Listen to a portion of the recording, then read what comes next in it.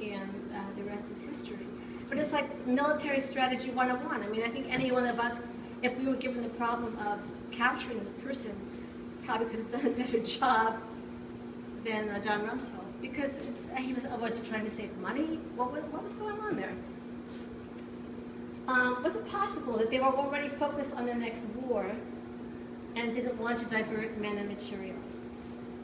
And this brings me to the next piece of misinformation foisted on an unsuspecting public, namely the allegation that Saddam Hussein and bin Laden had some kind of pact to join forces. It's just preposterous to think that a secular socialist like Saddam, a longtime member of the Ba'ath Party, whose slogan is unity, liberty, and socialism, would have anything to do with bin Laden, who hated communists, socialists, civil law, in any society not ruled by Sharia law. But we live in an information vacuum.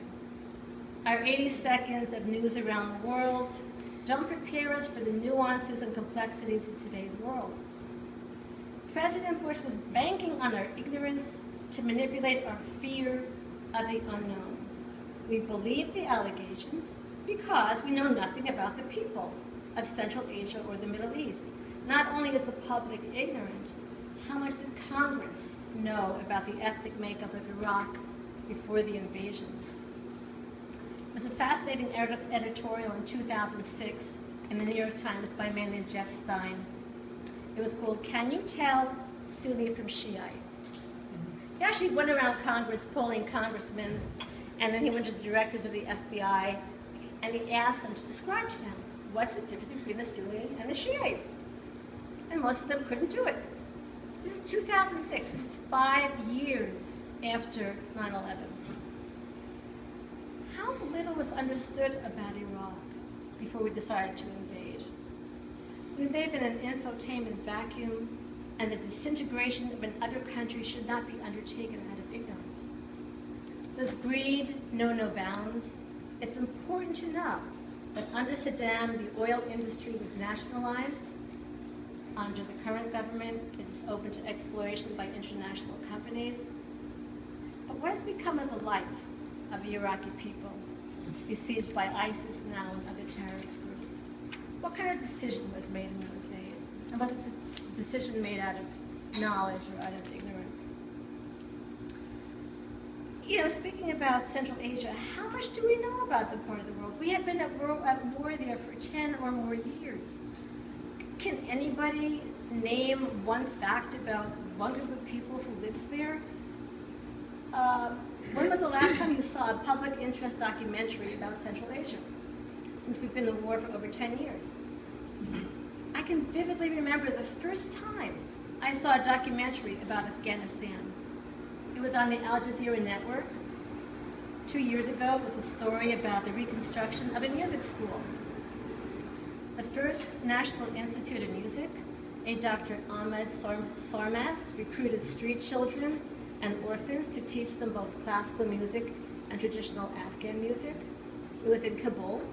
It was very celebratory because the Taliban had banned music from 1996 to 2001. Has anyone else in this room seen a program about the life of the people of Afghanistan? Anyone? Anywhere? You don't count. Very few. Very few. If American broadcast media aren't filling us in on the rest of the world, how about our educational system? In 2004, I was still teaching art in the public schools, and I was horrified when militants attacked a school in Beslan, Russia, killing hundreds of school children. I remember asking my students if they discussed the event in their history classes, and the answer was no. It's not part of the curriculum. My students sent teddy bear drawings and actual teddy bears to Beslan to show these kids solidarity. Don't you think it's time that our kids have some understanding of the contemporary world before they leave middle school or high school? Shouldn't the curriculum of today's students include contemporary current events, as well as world history and American history? How can we stop this declined into an American bubble of mostly local news and Hollywood e-news, where kids know about the lives of movie stars and know nothing about the lives of people around the world. This vacuum was created by our press and our educational system, and it leaves us with leaders who have a very superficial understanding of foreign affairs. What don't we know? And why don't we know it? We fell for very easy answers in Afghanistan and Iraq. What will be the next crisis? Will we be any better informed? I'm going to move on to the next painting, Dusk Railroad. Dusk Railroad is a painting about loss. And it's a painting about the loss of our Constitution.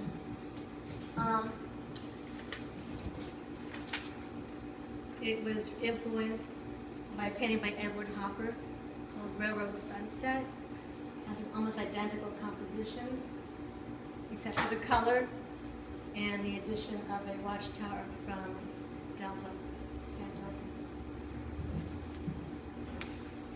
When we think of America, the American landscape, we think of Edward Hopper. The reason I used his composition as a structure is that the America that we grew up with is an American ideal that has really been lost over the past 10 years.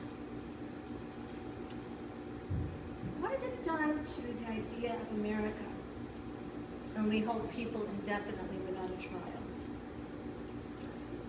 The National Defense Authorization Act of 2012, which was passed by Congress, legalized the arrest of terrorism suspects by the military to be held indefinitely. Now, why should the military suddenly arrest people who are criminals? We have a police force. Police arrest criminals. Why does the Army have to get involved? But what's most disturbing about this law isn't that it was signed.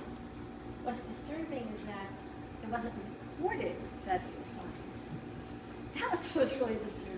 I was waiting and waiting to see if Obama would sign this law.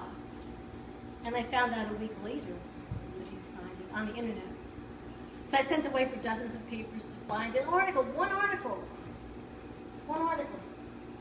And I found one article in the Dallas Morning News. So what does that mean? Why did we find out about this? When did it become acceptable to the American people to have the military arrest criminals and hold them indefinitely without trial? In 2013, the Feinstein-Lee Amendment, which would have explicitly restored trial by jury, was stricken in the new NDAA 2013 bill. Why is that? What's happening to our Constitution? As our constitutional protections slip away, and that's really the point of this painting, we need to heed the warnings of people like William Binney. We've all heard about Edward Snowden. How many people know about William Binney? He preceded Edward Snowden. William Binney tried to warn the American people years ago that we were losing protections of the Fourth Amendment against unreasonable search and seizure. He was the head of Foreign Signals Intelligence for the NSA for 30 years. Right before 9/11, he devised the method of analyzing signals from the internet, foreign internet traffic, to highlight dangerous people through a program called Thin Thread. I love the names of these programs, they're like wild. This program was dismantled by the head of NSA, Michael Hayden, in favor of a much more expensive program called Trailblazer. Thin Thread cost $3 million to set up. Trailblazer cost $4 billion to set up.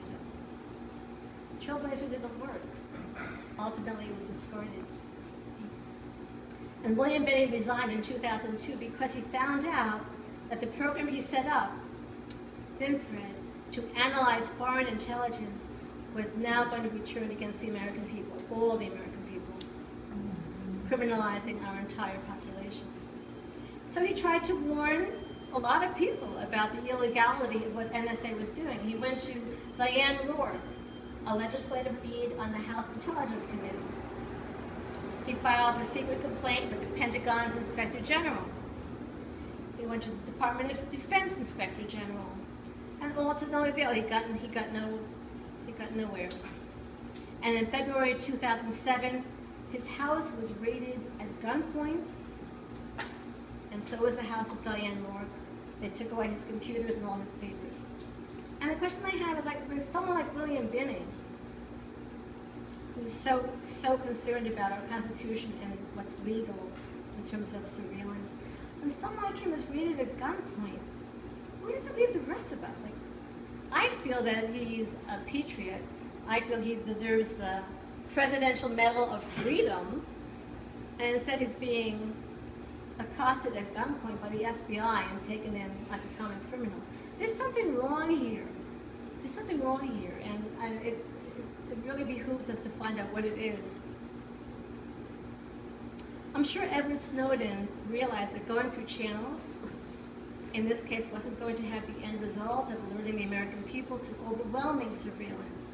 Our email, phone conversations, Google searches, Skype calls, Facebook entries. The FISA court, a secret court in Washington, set up to oversee the intelligence community, allows warrantless surveillance of our metadata since the passage of the Protect America Act of 2007. And where does that leave us? The advantage of William Binney's system ThinThread is that he encrypted the personal data of the American people. Letting apathy get the better of us, we could say, I'm innocent. Who cares? I'm not doing anything wrong. What difference does it make? But where will this lead? In 5 years? Or in 10 years? Already our understanding of the term terrorism is getting broader and broader. Animal rights activists who film animal abuse are considered criminal in Iowa, Utah, and Missouri. Last week, in Pasadena, California, a young woman named Jasmine Richards, an organizer for a higher wage of $15 an hour with Black Lives Matter, was arrested and charged with domestic terrorism. $90,000 bail. Isn't that what's wrong? Isn't that the danger of the slippage? We let one thing go, and another thing go, and another thing go, and suddenly, you know, people who are demonstrating for one thing or another, they're becoming criminalized. As the time goes on and the threat of international terrorism dissipates, the protection of lawful dissent in this country will erode. Lawful dissent. Did anyone else notice military tanks in Ferguson, Missouri? Military tanks were on the streets of Ferguson after the death of the shooting of the black man by the police. You know what are military tanks doing on the streets of America during a civil dispute? That wasn't a mirage. Let's hope it's not the beginning of a national nightmare.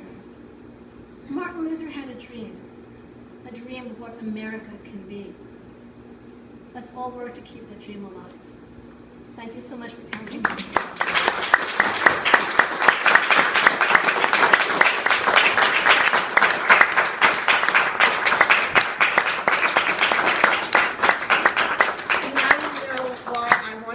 This wonderful woman in this gallery because I learned so much from her. I wanted to just say one thing. Yes. I was reading about William Binney, yes, and you said that he was from the NSA, but you didn't say what the NSA is, and not everybody knows that it's the National Security Agency, yes, and that he was the former head of signals and